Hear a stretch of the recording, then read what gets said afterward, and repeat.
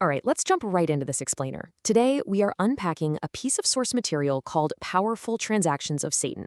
And right off the bat, I want to give you a heads up. The text we're analyzing today is intense. It presents a worldview that is deeply, deeply paranoid, where the boundaries between the spiritual realm, psychological distress, and modern technology literally collapse into one another.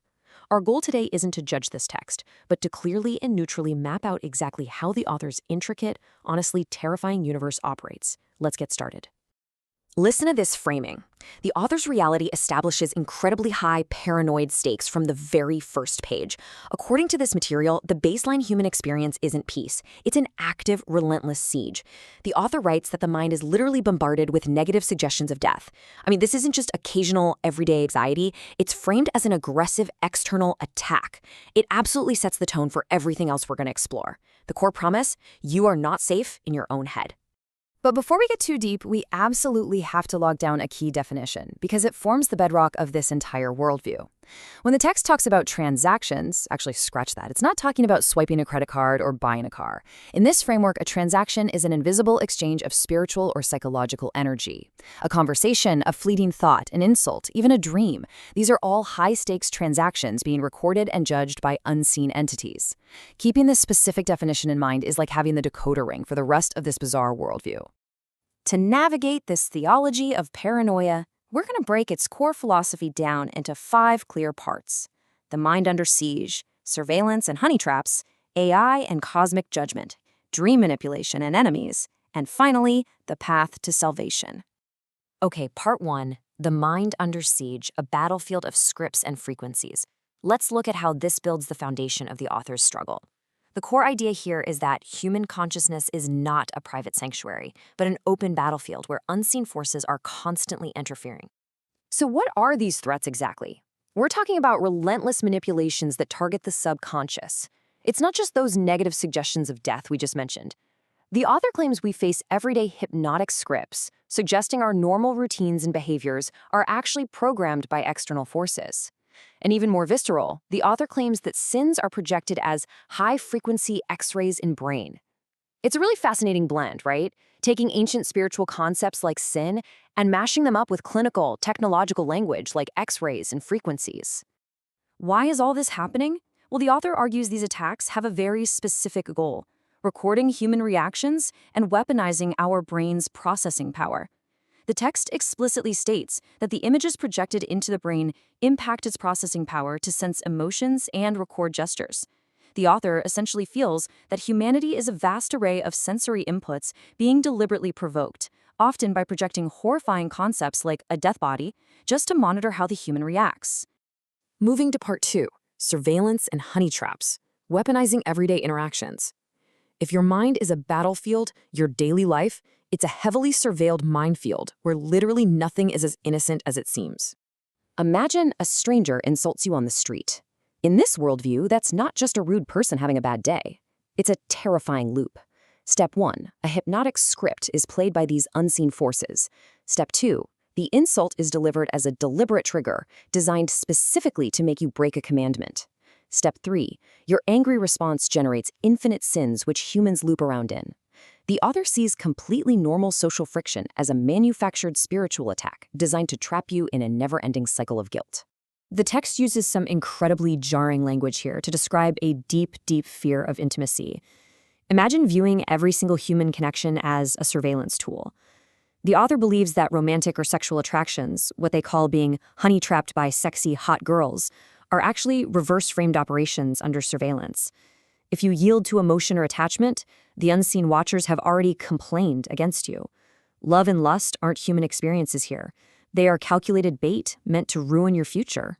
The author constantly throws out frantic rhetorical questions like this one, and it really highlights the immense psychological pressure and total loss of personal autonomy they're feeling. They are trying to reverse engineer the motives of their invisible attackers, wondering what data the attackers are trying to gather by forcing scripts onto a person. It paints a painfully vivid picture of someone feeling entirely stripped of their free will. All right, part 3, AI and cosmic judgment, the perfect calculations of guilt. This is where theology violently crashes into science fiction. We've talked about sins and Satan, but the author introduces a hypermodern, technological twist to how cosmic judgment is actually carried out. Look at this juxtaposition. On one side, you have us, human nature, biased, imperfect, ruled by lust and love, easily manipulated. In stark contrast, you have the unseen, satanic observers gathering all this data. They are perfect, calculating, and cold. To them, the science of the human mind is just math. And it gets wilder. The author claims these observers record every single transaction we make and process them through AI to deliver ultimate, fatal judgment. The text explicitly says, these transactions are recorded by the Satans, which can be processed with artificial intelligence. That is a stunning modernization of the concept of divine judgment, isn't it? It's not a deity with a ledger book in the clouds. It's a cold, unfeeling algorithm processing your every recorded response and condemning you to death. So naturally, amidst all this cosmic surveillance, the author desperately pleads to know who is the ultimate observer? Who is actually behind the curtain, running this terrifying AI justice system? If you're hurt by an evil plan and human authorities can't help you, who is actually watching? The author is desperate to identify the unseen entities holding all this power. Part 4, Dream Manipulation and Enemies, Subconscious Sabotage. Think you're safe when you go to sleep? Nope. The author believes the attacks continue into the subconscious realm. There is absolutely zero respite in this worldview. The text maps out this entirely one-sided, invisible dynamic happening while you sleep. The victim, the author, identifies as a man waiting to build a relationship, much like a hero seeking an actress in his dreams. But the entities, described bizarrely as a crowd of married men and women observing me, use the dreamscape to tune thoughts, gather information, and manipulate souls. This paranoia literally bleeds into the future. The author feels profoundly isolated because unseen forces are preemptively destroying relationships in their dreams. It's actually incredibly poignant. The author believes that any chance at love or a future is nullified before it even begins in the real world because these Satans manipulate the souls of potential partners within the dream realm. They ruin the romance before you can even meet the person.